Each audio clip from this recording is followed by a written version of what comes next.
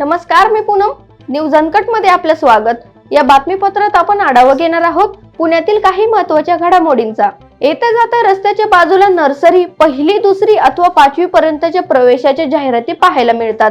त्या जाहिरातीच्या अनुषंगाने तुम्ही त्या शाळांमध्ये आपल्या पाल्यांना नर्सरी किंवा पहिलीला प्रवेश घेताय तर सावधान.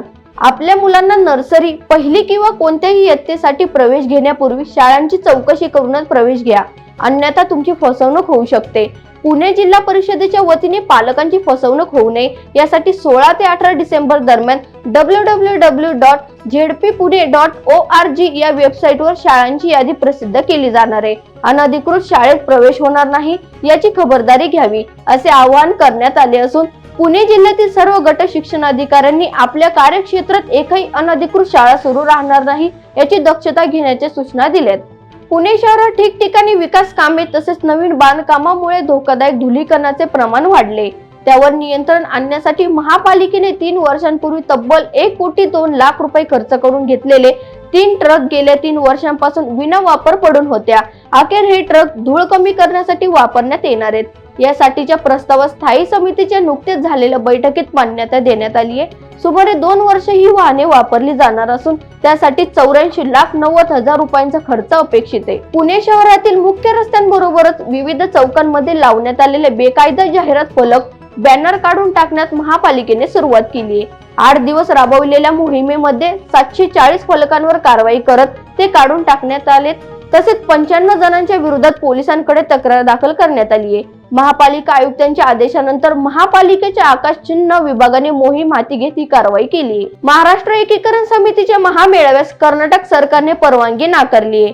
तसेच या महामेळाव्याच्या पार्श्वभूमीवर पोलिसांचा मोठा बंदोबस्त वॅक्सिन डेपो मैदानात तैनात करण्यात आलाय. मराठी भाषिक एकत्र जमू नये यासाठी खबरदारी पोलिसांनी घेतली जात आहे. तर पुण्यातील युवा सेनेकडून या घटनेचा निषेध करण्यात आलाय. तसेच बेळगाव अन्य सीमा भागातील गावांची 1 इंच जमीन सुद्धा कर्नाटकला मिळू देणार नाही आणि राज्य सरकारने या घटनेकडे लक्ष द्यावे. कर्नाटक सरकारने मराठी बांधवांवर ज्या केसेस टाकल्यात त्या मागे घ्या अशी मागणी पुणे युवसेना सचिव रोहित मारणे यांच्याकडून करण्यात आली. पिंपरी चिंचवड महापालिकेच्या जिजामाता रुग्णालयात कार्यरत नसलेल्या कर्मचाऱ्यांची नावे, मानधनाची बोगस देयके काढण्यात लिपिकाला पूरक परिस्थिती निर्माण केल्याचा ठपका ठेवत 2 वर्ष वैद्यकीय अधिकाऱ्यांवर दंडात्मक कारवाई करण्यात आली आहे. 500 रुपयांचा दंड त्यांच्या वेतनातून वसूल करण्याचे आदेश आयुक्त शेखर सिंह यांनी दिलेत. मुठा नदी पात्रात तब्बल 55 वर्षांपूर्वी बांधण्यात आलेला ओंकारेश्वर मंदिर ते रिद्धेश्वर सिद्धेश्वर घाटाला जोडणारा जुना पूल अखेर पाडण्यात येणार आहे. हा पूल धोकादायक झाला असून पावसाळ्यात मुठा नदी पात्रातील पाण्याला हा पूल अडथळा ठरतोय.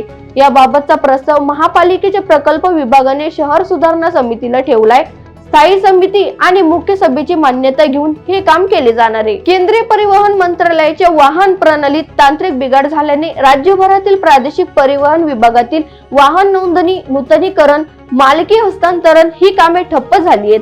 त्यामुळे नागरिकांना मनस्ताप सहन करावा लागतोय. राष्ट्रीय सूचना केंद्राकडून दुरुस्तीचे काम हाती घेण्यात आले. श्रीमंत महासाधू श्री मोरया गोसावी महाराज संजीवन समाधी सोहळा 17 डिसेंबर ते 21 डिसेंबर 2024 या कालावधीत चिंचवड येथे साजरा होणार आहे.